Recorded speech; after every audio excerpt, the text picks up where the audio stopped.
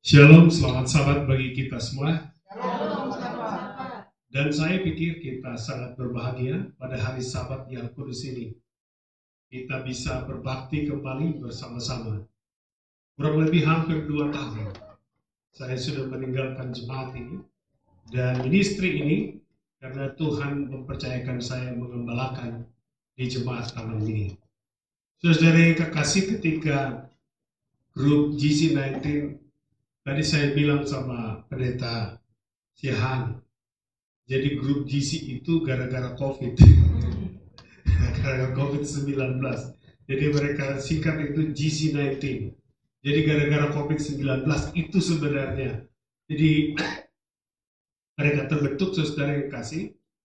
Dan pianis kita waktu itu, saudara Rory ini, entah bagaimana Tuhan panggil dia ke tempat ini, karena waktu awal COVID itu di 2020 bulan Maret kalau nggak salah itu, saya sebagai gembala jemaat sekaligus juga berfungsi sebagai pianis, dan setelah main piano baru berkhotbah lagi, main piano lagi, 2 tutup lagi, saudara. Jadi waktu itu cukup repot, dan kami awalnya kalau tidak salah saya waktu itu kita pertama sekali waktu COVID-19 itu mulai, saya teleponan dengan saudara Raymond. Waktu itu saya katakan, gimana kita tutup gereja nggak? Karena sudah diinstruksikan harus tutup gereja. Saya bilang Raymond, sudahlah, nggak usah lah. Kemudian kita ada 9 orang kalau tidak salah waktu itu, ada 9 orang bersama-sama memulai. Sudah kekasih, dan kami tidak pakai masker selama kebaktian awal COVID itu sampai berakhir.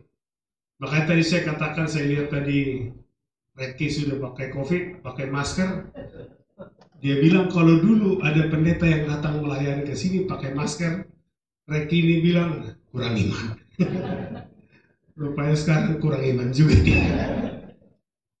Sudah kasih, terima kasih pendeta Sihan dan juga Majelis Jemaat dan juga pengurus Ebenezer Ministry yang memberikan kesempatan untuk saya hadir di sini. Dan sekaligus juga kita bersuka cita karena saya dengar dalam hari-hari ini saudara Elvin Indi berulang tahun. Selamat ulang tahun, Tuhan memberkati selalu panjang umur. Saudara dikasih dalam Yesus Kristus, ketika saya melayani ini pengalaman pendeta. Ketika saya melayani di tempat ini karena tidak pakai masker, ada yang telepon ke saya. Dia bilang sama saya, pendeta kalau mau mati, mati sendiri aja. Jangan bawa umat itu mati. Karena kami tidak semua, dia lihat semua kita ini, mungkin gara-gara pendeta ini, tidak ada satu orang pun yang pakai apa? Pakai masker. Karena saya bilang, Tuhanlah yang menjaga kita. Dan ini kesaksian bahwa kami selama COVID itu, tidak pernah ada yang kena satu orang pun yang datang ke gereja. Yang berbakti di rumah ada beberapa yang kena. Jadi sesuatu yang aneh. Saudara yang kekasih, kemudian orang yang bersangkutan ini telepon saya, dikatakan, pendeta kalau mau mati, mati sendiri aja. Jangan bawa umat itu mati. Puji Tuhan sampai sekarang saya masih hidup. Dan orang yang telepon saya itu sudah mati karena COVID. Saudara yang kekasih, ngeri juga. Dia bilang kita mati, dia yang mati. Karena saya yakin Tuhan, saya yakin waktu itu bahwa Tuhanlah yang menjaga kita. Saya bilang sama teman-teman ini waktu itu. Kemudian, kalau kau pakai masker, nggak ada guna masker itu. Karena itu tembus.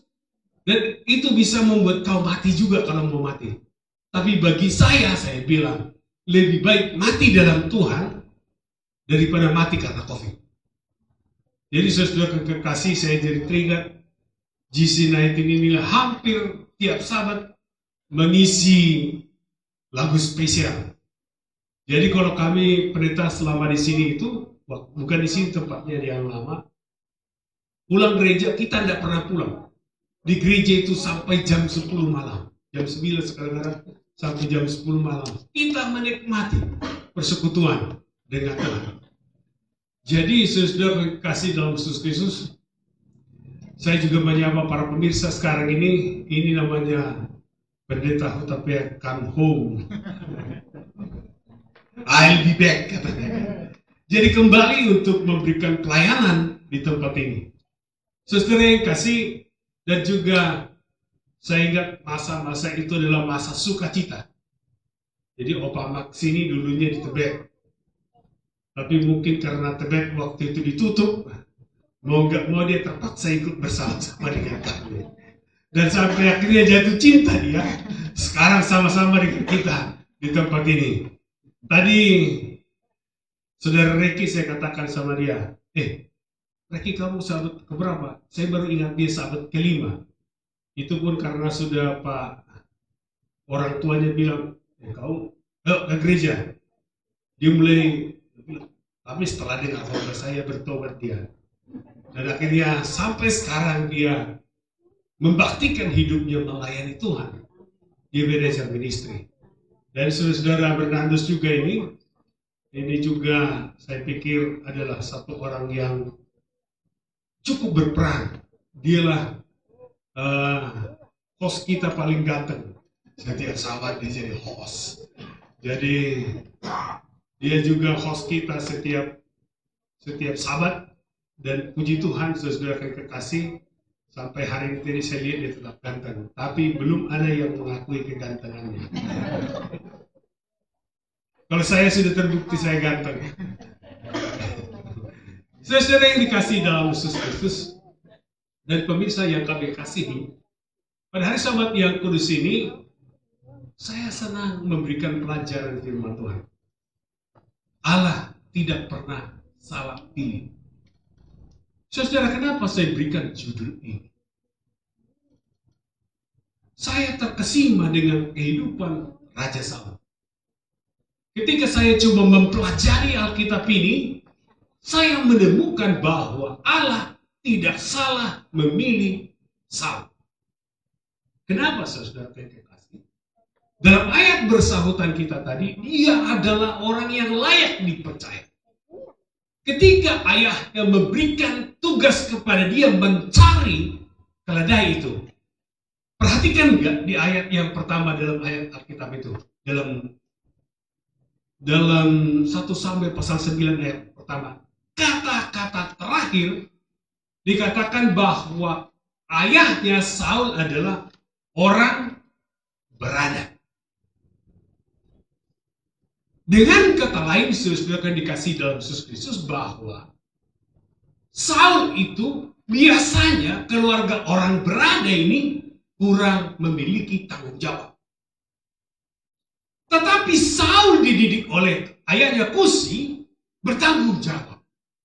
Maka ketika dia diberi tugas amanah untuk mencari keledai itu, dia jalan. Setelah itu apa yang saya temukan, saudara kekasih, setelah saya membaca Alkitab ini, pertama sekali dia tidak cari di daerah Benjamin, karena dia orang Benjamin. Tapi dia cari di tempat yang paling jauh, yang paling memungkinkan. Dia langsung pergi ke pegunungan Efraim. Dia mencari ke sana. Kenapa saudara kekasih? Dia pengen supaya ini dia temukan kembali. Sekiranya dia punya perhitungan, kalaupun dia jalan, dia akan sampai ke sini. Dengan kata lain, selain dia penurut, dia adalah orang yang bijaksana. Memiliki pemahaman strategis, saudara. Maka dia duluan pergi ke daerah apa? Efraim. Kemudian dia susuri akhirnya ke daerah Benjamin. Tapi tidak ditemukan. Apalagi saudara yang dia miliki. Ketika Saul dikatakan oleh pembantunya, di sini ada apa? Pelihat Allah. Apa yang dikatakan? Dan persahabatan kita tadi. Apa yang kita bawa kepada apa? Kepada pelihat. Dia menghormati profesi sebagai seorang imam. Dia menghormati seorang nabi. Dia bukan orang sembarangan. Dia adalah orang yang takut Tuhan. Sehingga ketika menghadap para pegawai jemaat, menghadap pegawai Tuhan, dia menghormatinya. Walaupun belakangan ini banyak gereja tidak menghormati Walaupun Alkitab katakan orang yang melayani dalam jemaat, kamu harus hormati berapa kali lipat? 2 kali lipat. Tetapi dalam konteks ini, saudaraku kekasih, Saul menghormati nabi itu. Luar biasa, saudara. Kemudian apalagi kalau kita baca dalam 1 Samuel pasal 9 itu. Ketika dia bertemu dengan Samuel, dan Samuel katakan nanti apa akan terjadi begini, dan dia berikan persembahan itu, apalagi ketika Samuel mau mengurapi Saul, apa yang dikatakan? Who am I? Siapakah aku? Rendah hati, saudara-saudaraku yang kekasih. Saul itu adalah dulunya seorang yang rendah hati. Dia katakan, siapakah aku? Aku hanya orang terkecil dari antara suku Benjamin. Saudara-saudara yang kekasih, saya mau katakan kenapa Tuhan memilih Saul? Karena dia adalah orang yang menurut, orang yang punya smart. Dia juga adalah menghormati Tuhan. Dan juga dia juga, saudara-saudara yang kekasih, seorang yang rendah hati. Itulah alasan Tuhan memilih dia. Dan satu lagi plusnya, saudara. Dia adalah paling ganteng. Kurang lebih seperti saya. Paling ganteng juga, tapi saya hanya sebatas di rumah kami. Kalau Saul di seluruh apa? Alkitab katakan tidak ada yang lebih ganteng daripada Saul di seluruh apa? Israel. Kalau saya tidak ada yang lebih ganteng dari saya, itu di rumah saya. Itu pun karena di rumah kami perempuan semua, jadi saya paling ganteng. Karena nggak ada laki-laki di rumah saya kecuali saya. Saya mau katakan bagi saudara kekasih, jadi Allah memilih dia, tidak salah memilih dia. Tetapi saudara kekasih, ketika jabatan itu dia miliki, apa yang terjadi? Maka kisah ini hanya sampai pasal yang ke-12. Itulah kemewahan dan kehebatan Raja Saul. Saudara bisa bayangkan, hanya beberapa tahun setelah dia diurapi. Kalau saudara baca dalam 1 Samuel pasal 9, 11 itu dia mengalahkan. Karena ada satu di Yabes itu mereka dikepung. Dan orang menyembelihkan dia tidak keberatan di pasal yang ke-12. Saudara bisa bayangkan dia dilecehkan, masih juga rendah hati. Itu awalnya, saudara. Kalau saudara baca dalam 1 Samuel pasal yang ke-11, dia mengalahkan yang mengepung Yabes. Dan dikatakan Tuhan kita beserta kita. Dan dia menang, saudara. Ketika dia mengandalkan Tuhan, maka segala musuh itu dia punahkan. Kemudian suatu ketika, kisah ini terus berubah. Ketika dia memiliki jabatan yang bagus, memiliki kekayaan yang banyak, memiliki kekuasaan, memiliki istana, saudara kekasih, maka dia coba memikirkan, saudara, di masa kritis. Di dalam 1 Samuel pasal yang ke-13, saudara bisa baca di sana. Maaf, saya tidak bisa baca banyak karena waktu mungkin terbatas untuk hal ini. Dan kisah dalam 1 Samuel pasal 13 dikisahkan ketika bangsa itu gusar, karena ketika mereka dikepung oleh Palestina, apa yang dia lakukan? Mereka ketakutan dengan musuh ini. Maka dia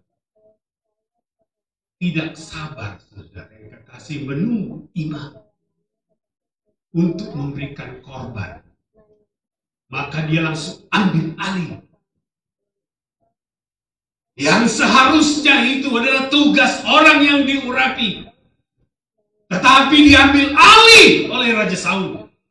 Maka dia mengambil alih kekuasaan itu. Karena dia merasa, who am I?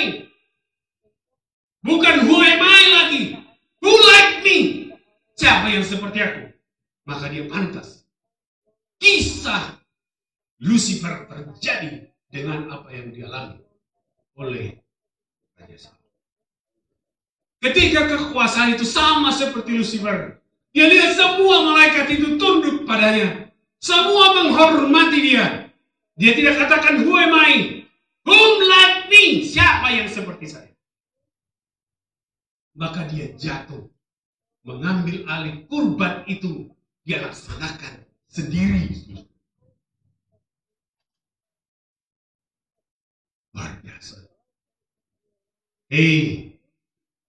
Saya mau katakan bagi saudara pemirsa sekalian dan yang di gereja ini, ketika saya di sini, saya selalu ingatkan saudara Raymond ini, mohon tetap rendah hati. Betul nggak? Saya selalu ingatkan saudara. Ketika kita punya kelebihan, ketika kita punya kekuatan, dan mudah bagi kita untuk jatuh. Itulah yang dialami oleh Saul. Maka dia mengambil alih itu. Saudara yang kekasih dalam Yesus Kristus, maka di dalam ayat yang ke-13, rencana Tuhan di dalam ayat berinti kita pada hari Sabat ini, bahwa Saul itu bukan raja sementara, saudara. Tapi dalam 1 Samuel pasal 13 ayat yang ke-13 itu dikatakan, kamulah menjadi raja untuk selama-lamanya. God have plan. Jadi dengan kata lain, Tuhan memilih Saul bukan raja sementara, tapi raja sampai kekekalan. When God choose you, ketika Tuhan memilihmu, Tuhan tidak pernah mengambil hak untuk memilih dari engkau. Tuhan tidak pernah ambil itu, saudara. Itulah yang terjadi dengan Saul. Ketika Tuhan memilih dia, mengurapi dia, satu hal yang tidak pernah dilakukan oleh Tuhan, kuasa memilih tetap diberikan. Sekalipun Tuhan punya rencana sesuai Alkitab, bukan menurut pendeta Hutapea. Alkitab katakan di dalam ayat inti kita tadi bahwa keturunanmu menjadi raja selama-lamanya. Tapi ketika dia memilih mengambil alih tugas keimamatan, saudara-saudara kekasih, di gereja ini tidak semua saudara bisa kerjakan. Ada hal yang tidak bisa kamu kerjakan. Ada hal yang harus dilakukan orang-orang yang diurapi. Jangan saudara-saudara karena kaya semua kau lakukan di gereja ini. Itu tidak berkenan di mata Tuhan. Saudara yang kekasih, ada tugas yang tidak bisa kita kerjakan. Itulah yang dilakukan oleh Samuel. Maka dia tegur Saul ini. Samuel tegur dia. Hai kamu orang bodoh. Kenapa saudara yang kasih? Karena kamu sekarang tidak bergantung. Kalau saudara baca dalam 1 Samuel pasal 11, saudara akan temukan kontradiksi. Sebelumnya dia berserah sepenuhnya kepada Tuhan, di tangan Tuhan kita bisa mengalahkan musuh itu.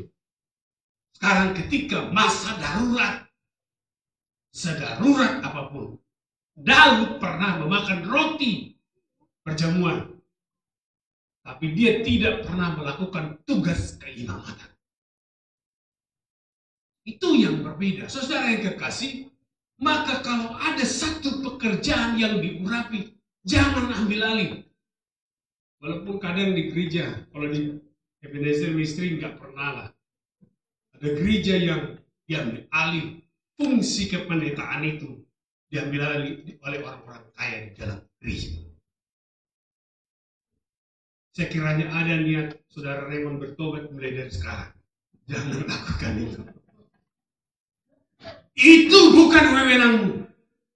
Saudara yang dikasih kadang-kadang di dalam gereja ini juga, saudara. Saya kan perlu perpuluhannya gede. Paling gede saya di sini. Maka pendeta itu harus datang ke rumah saya. Saya saudara yang kasih, mohon maaf, saya kata pelatihan saya selalu bilang, saya bukan asisten anggota. Saya adalah abdi Allah. Kalau kau butuh doa, topangan doa dari pendeta, panggil saudara. Jangan merasa memang pendeta ini sudah aku kasih perpuluhan besar, tidak pernah dilawat aku. Kau tidak pernah bilang. Saya katakan dalam pengembalaan, kalau kamu mau dilayani pendeta, datang, sampaikan. Siapa tahu kamu punya pergumulan besar. maka kami pendeta pun harus perlu berpuasa sebelum datang di rumahmu untuk berdoa, untuk pergumulan yang sedang kau alami. Karena kami bukan asisten, kami adalah asisten Tuhan. Amin. Saudara yang dikasihi dalam Yesus Kristus, saya terkesima dengan pelajaran ini. Jadi pendeta Syahari ini pun jadi ikut terkesima juga. Saudara yang kasih, saya mau katakan ketika Saul ini mengambil alih fungsi itu, Samuel menasihati dia. Nah, kalau ada Samuel bagus juga ya, tapi Samuel lagi diunai. Supaya dia dengar. Ketika Samuel mengingatkan apa yang terjadi, ampuni aku Tuhan. Itu kata-kata dari Samuel. Tapi itu seperti lagunya Stinky, saudara. Manis di bibir mengucap kata. Hanya manis di bibir.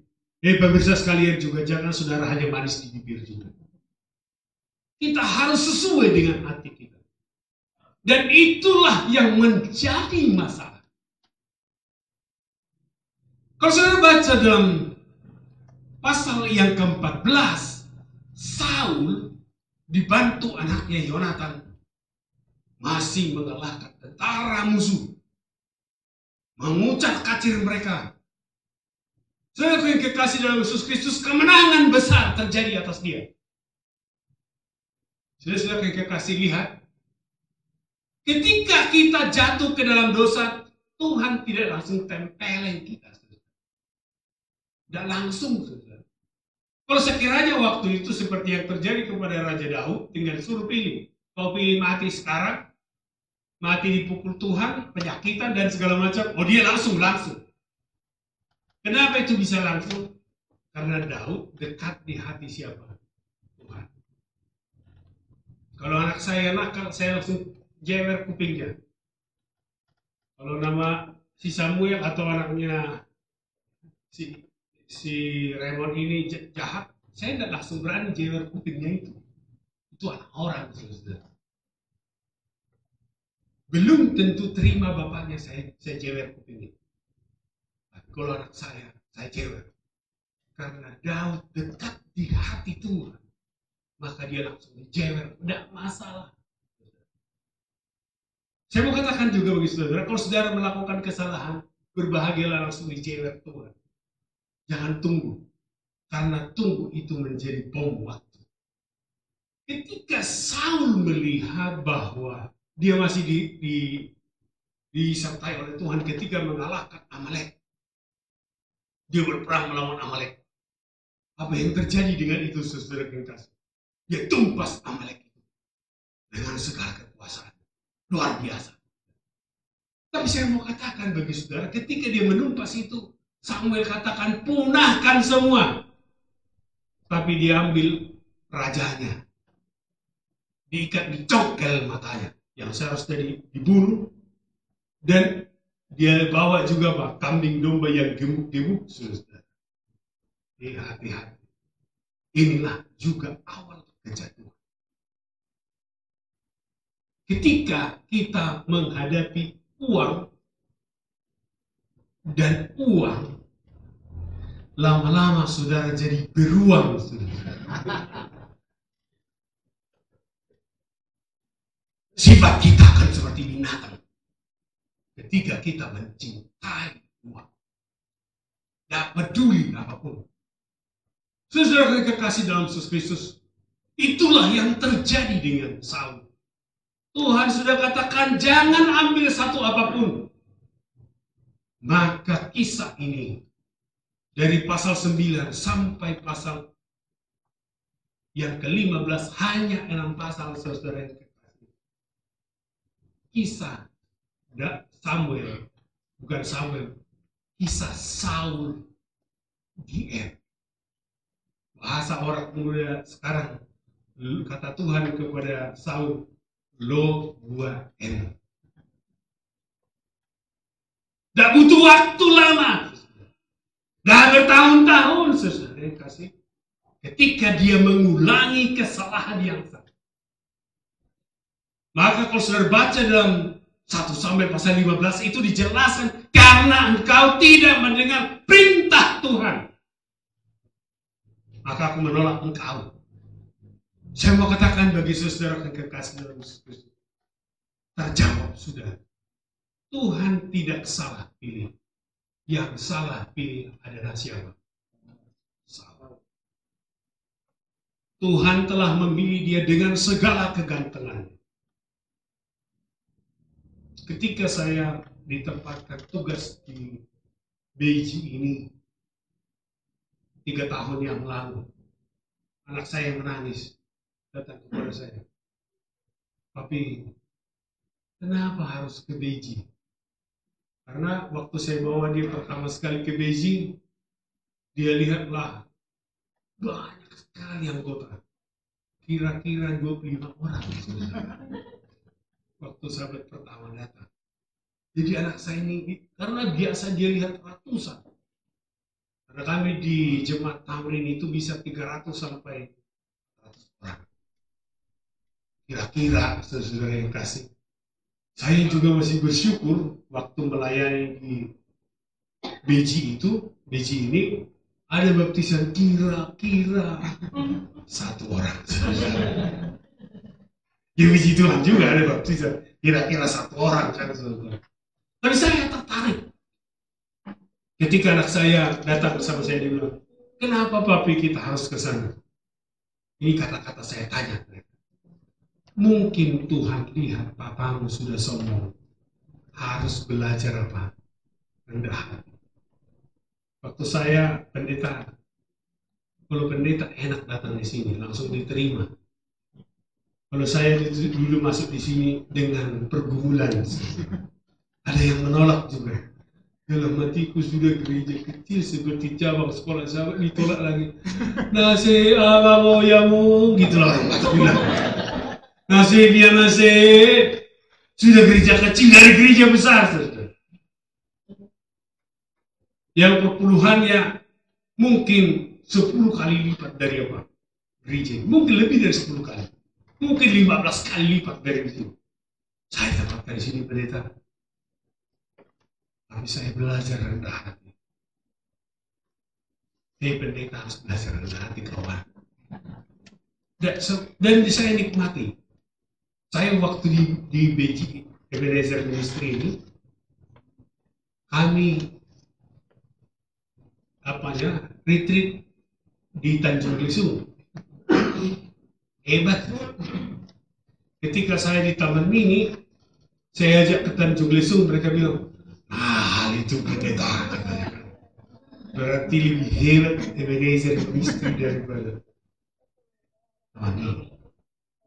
Luar biasa. Kadang pendeta, dalam pelayanan ini kita merasa dilecehkan. Merasa seperti orang lain, kita ini tidak ada apa-apa. Tapi saya bersuka cita aja dalam pelayanan. Puji Tuhan, kami hampir setahun di sini. Tahun lebih dalam pelayanan. Saya ingat mungkin saya itu 48 kali saya khotbah. Jadi hampir setiap saat saya khotbah. Bagaimana caranya? Membaca pendeta. Because you are the pastor. Pas itu memberi makan. Pastor itu adalah pemberi makan. Pendeta seharusnya lebih banyak khotbah di gereja. Karena kita harus belajar.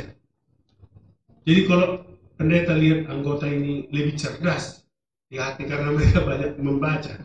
Ketika saya gembala di sini, banyak mereka tahu isi Alkitab. Saya mau katakan saudara kekasih dalam Yesus. Kisah ini menjadi satu inspirasi.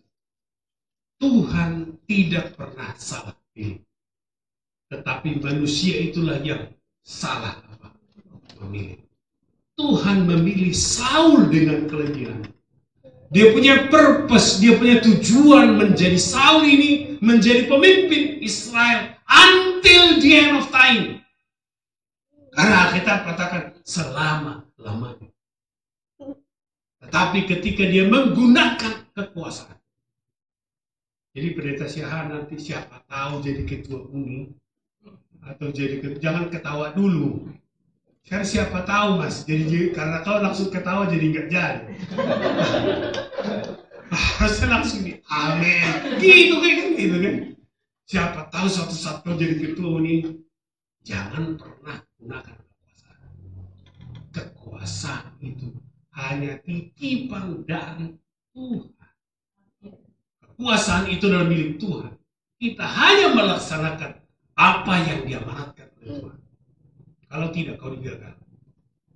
Itu yang terjadi dengan Saul. Maka dia gagal. Tuhan katakan bantai habis. Dia tinggalkan kambing lembu yang gemuk-gemuk. Jadi makanya pendeta otaknya tetap gemuk supaya ditinggalkan Tuhan lama. Jadi saya sudah kekasih dalam Yesus Kristus. Saya mau katakan pelajaran ini menjadi satu inspirasi bagi kita. Ketika engkau diberikan kekuasaan, jangan gunakan kekuasaan itu, tetapi belajar untuk tetap apa? Rendah hati, sustainable. Kita harus berdiri di dalam kasih karunia Tuhan. Sehingga kita menyadari ketidakmampuan kita. Sama seperti Saul awalnya. Dia menyadari bahwa dia adalah orang kecil di antara Benjamin. Dia kecil dari antara Israel.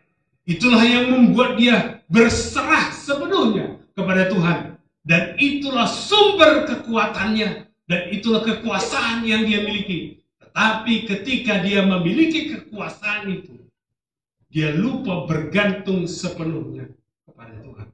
Maka dia mengandalkan strateginya, mengandalkan kepintarannya, mengandalkan kekuatannya. Sama seperti Musa. Ketika dia berumur 40 tahun, dia lihat dia adalah, Alkitab katakan, dia adalah seorang pemimpin yang hebat. Firaun, next Firaun. Maka ketika mandor Mesir itu memukul orang sebangsanya, dia pukul mati. Bayangkan seorang orang muda ini memukul mati 2 orang mandor Mesir. Itu enggak loyo-loyo, saudara. Itu pasti tangguh-tangguh. Tapi saya mau katakan orang ini ditaklukkannya. Tapi bagi Tuhan sehebat Musa itu, waktu dia umur 40 tahun, hanya cocok jadi gembala kambing. Sehebat itu.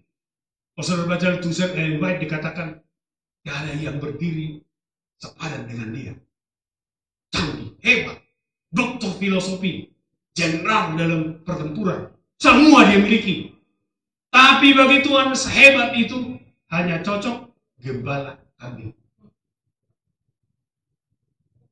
Kehebatan kita bukan karena kita hebat maka Tuhan menggunakan kita. Tapi saudara kekasih, kekuatan kita itu diberkati Tuhan supaya kita bisa melakukan double portion, double impact. Kenapa saudara kekasih? Coba saudara bisa bayangkan kalau pendeta Down syndrome, kira-kira agak susah mungkin Tuhan berkomunikasi dengan umat. Kalau nabinya apa? Down syndrome. Nggak bisa, saudara. Coba cek Alkitab. Siapa yang paling banyak menulis Alkitab? Rasul Paulus, Musa. Itu orang-orang cerdas. Dan Yohanes kekasih menuliskan kisah alam semesta ini dalam kitab Wahyu. Yohanes kekasih itu adalah orang jenius. Maka Tuhan mudah berkomunikasi dengan orang-orang pintar. Tetapi rentan orang pintar ini untuk sombong. Saya suka bercanda, pendeta. Jadi kalau ketika kami di sini, saya selalu suka bilang, saya sebenarnya pendeta tidak sombong. Hanya ada sedikit. Hanya sedikit angkuh. Artinya saya sombong juragan. Jadi saya akan kekasih dalam itu. Dan pemirsa sekalian, dalam pelajaran firman Tuhan, membawa hati saudara menyadari kelebihan kita rentan untuk digunakan setan, membawa kita jauh dari siapa? Dari Tuhan. Ketika engkau mempunyai kelebihan, itulah yang terjadi dengan Yesus. Ketika dia tahu dia anak Allah, super power, maka dia setiap hari pergi ke Getsemani, berdoa, meminta kuasa dari Tuhan. Ketika engkau memiliki kelebihan yang lebih banyak berdoa. Supaya kekuatanmu itu tidak disalahgunakan. Akhirnya kekuatanmu itu dimiliki oleh setan. Saudara kekasih, awalnya Simson digunakan Tuhan menjadi pemimpin. Tapi kekuatan itu bisa digunakan menjadi penggiling, penggirikan, saudara. Yang seharusnya menyelamatkan bangsa itu, kekuatan Simson itu setelah dicokel matanya, hanya menjadi kekuatan sapi. Equal dia. Ketika kekuatan Simson itu tidak digunakan dengan baik, maka kekuatannya sama dengan kekuatan binatang. Tidak bermanfaat. Dia hanya baca Alkitab itu, apa tugas Simson? Memutar apa? Batu penggirikan. Ketika engkau menggunakan kekuatanmu menurut hematmu, kemampuanmu, maka kekuatanmu itu sudah sama dengan kekuatan binatang. Tanpa arah. Tetapi ketika engkau, Simson, menyadari, I am sickness. Aku adalah orang bersinful. Tuhan, saya adalah orang berdosa. Maka dia pegang itu apa? Dia pegang soto itu, dia pegang, dia bukan. Kekuatan itu menjadi keselamatan bagi bangsa Israel. Marilah kita gunakan kekuatan kita untuk kepujian nama Tuhan. Bukan untuk kepujian diri kita sendiri. Tuhan kiranya memberkati kita.